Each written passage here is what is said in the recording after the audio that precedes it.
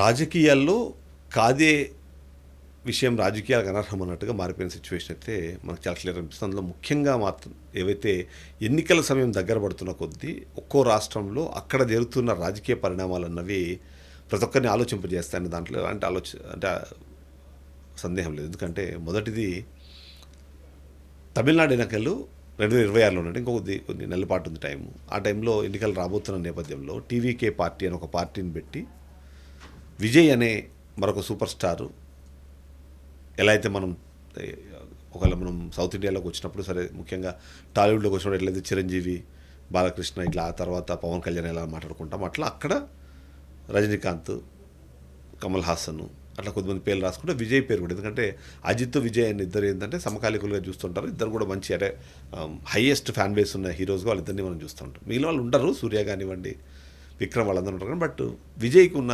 Advantage ఏంటంటే he has a different vibes level. So almost మనము Tamil Nadu power స్టార్గా కూడా మనం చెప్పొచ్చు, ఆ స్థాయిలో ఉంటుంది అంతే. సో ఆయన ఒక పార్టీ పెట్టారు, పార్టీ పెట్టి ఆ పార్టీని ప్రజల్లోకి తీసుకెళ్లే ప్రయత్నం చేస్తున్నారు. అంతవరకు బాగానే ఉంది.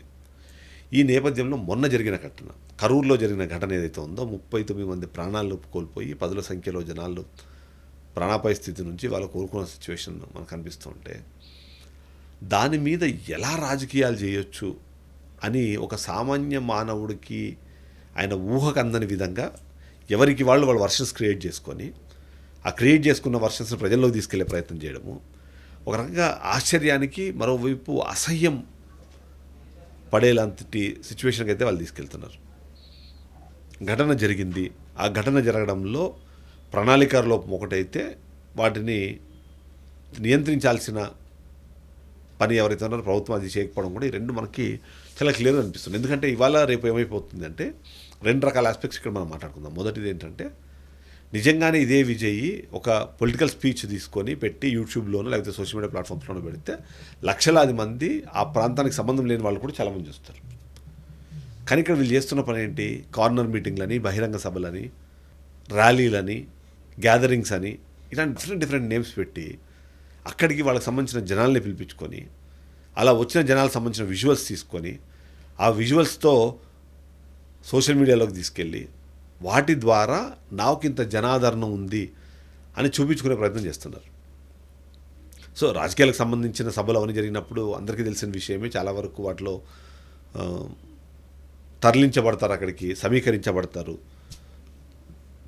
ముఖ్యంగా ఇప్పుడు ఇలాంటి హీరోలు అయితే మాత్రం సమీకరించాల్సిన అవసరం ఉంది. ఎందుకంటే ఆబ్వియస్లీ ఒక ఫ్యాన్ బేస్ ఉంటుంది, ఆ ఫ్యాన్ బేస్ అందరు వాళ్ళు వస్తారు. అక్కడ వరకు ఎవరికి ఎలాంటి అభ్యంతరం లేదు. కానీ మొన్న 39 మంది చనిపోతే దాంట్లో పిల్లలు, చిన్న పిల్లలు ఉన్నారు. అంటే ఆ తల్లిదండ్రుల పరిస్థితి ఏమవుతుంది? మొన్న మనం చూసాం పుష్ప 2 రిలీజ్ టైంలో ఒక అబ్బాయి అలానే సేమ్ ఆయన చూడడానికి వచ్చి ఒక అబ్బాయి చనిపోయాడు. అది ఒక తల్లి చనిపోయింది, ఒక అబ్బాయి ప్రాణాపాయ స్థితి నుంచి బయటపడ్డాడు.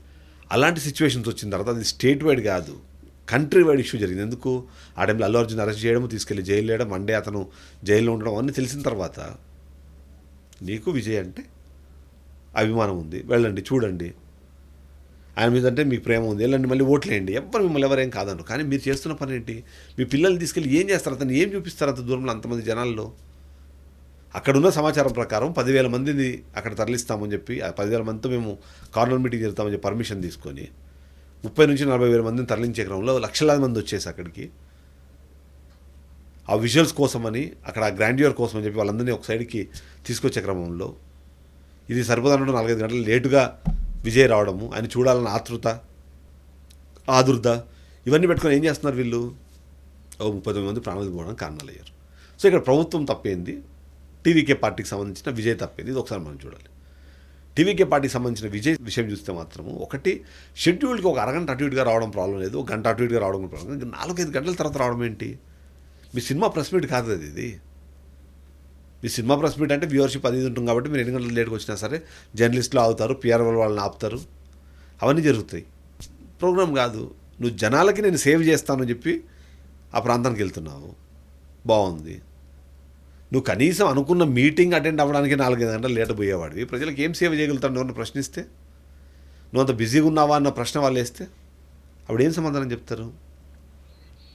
4 నుంచి 5 గంటలు లేట్గా రావడం. మీరు తీసుకున్న పర్మిషను, మీకు ఎంతమంది అక్కడికి వచ్చే అవకాశం తెలిసినప్పుడు దాని తగ్గట్టు ఏర్పాట్లు చేయలేదు. ఆ బాధ్యత ఎవరిది? నిన్ను నమ్మి ఒక సిటిజనో, ఒక ఓటరో, ఒక మీ ఫ్యానో ఎవరో ఒకరిని మిమ్మల్ని చూడడానికి వచ్చారు, అతను అంతే సేఫ్గా ఇంటికి పంపించాల్సిన బాధ్యత ఎవరికి ఉంటుంది? మీకే కదా ఉంటుంది. దాని తగ్గట్టుగా ఏర్పాటు చేయాలి కదా, ఎగ్జిట్ ఎంట్రీలు, పాయింట్స్ ప్లాన్ చేసి, వెహికల్స్ రావడం ఎట్లా, వెహికల్స్ వెళ్ళడం ఎట్లా, ఇవన్నీ ప్లాన్ చేసుకుని చేయాలి కదా. ఆ పని చేయలేదు. అవి సరిపోవన్నట్టుగా ఈ ఘటన జరిగిన తర్వాత దీన్ని సిబిఐతో విచారణ చేయించాలి, మమ్మల్ని నిలువరించడానికి జరుగుతున్న కుట్రలో భాగంగా ఇవన్నీ చేశారు. కుట్ర కోసం 39 మందిని చంపుకుంటుంది ఆ ప్రభుత్వం. తప్పు జరిగిపోయింది, అనుకోని ఘటన జరిగిపోయింది.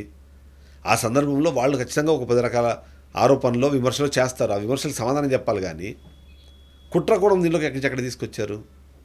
ఇవాళ ఇంకొక వార్త వచ్చింది. టీవీకే పార్టీకి సంబంధించిన కొద్దిమంది అంట, కొద్ది నిమిషాల పాటు మాకు కరెంటు తీసేయండి ఇక్కడ మీరు, సో దట్ అప్పుడు మేము ఆయన్ని ఇక్కడి నుంచి తరలించడం ఈజీ అవుతుంది అని.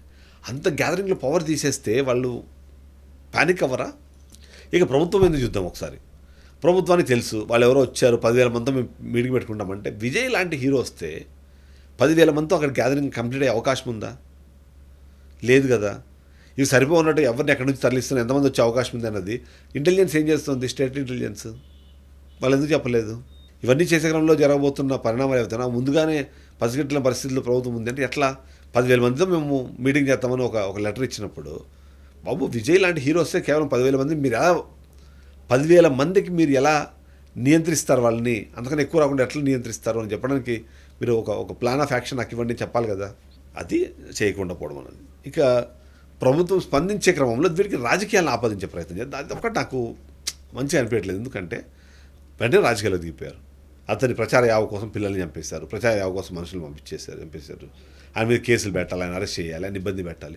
అరెస్ట్ చేసి కేసులు పెట్టి ఇబ్బంది పెడితే అది సింపతిగా మారితే ఏం జరుగుతుందో ఆంధ్రప్రదేశ్ రాష్ట్ర ఎన్నికల్లో మనం చూసాం. అలాంటిది మళ్ళీ ఇక్కడ మీరు ఇంకోసారి అదే ప్రయత్నం చేస్తే ఎట్లా? ఒక విచిత్రమైన సిచ్యువేషన్స్ అయితే తమిళనాడులో ఇవి జరుగుతున్నాయన్న విషయం అయితే అంటే ఎలాంటి అనుమానము లేదు. తమిళనాడు రాజకీయాలే విభిన్నము, అందులో ఇవి ఇంకా విభిన్నంగా వస్తుంది. ఎందుకంటే కరుణానిధి, జయలలిత టైంలో మనం చూసాం ఒకరినొకరు తిట్టుకోవడాలు, కొట్టుకోవడాలు, వాళ్ళు రాగానే వీళ్ళ లోపల ఏడాలి, వీళ్ళు రాగానే వాళ్ళ లోపల ఏడాలి, అవన్నీ జరుగుతూనే ఉన్నాయి. ఇప్పుడు ఆమె వెళ్ళిపోయింది జయలలిత, కరుణానిధి పక్క వచ్చేసారు, కానీ స్టాలిన్ ఇంకా బతికారు. ఈ ప్లేస్లో మళ్ళీ ఇంకొక సీనియర్ నటుడు వస్తే ఆయన పరిస్థితి ఎలా ఉంటుంది?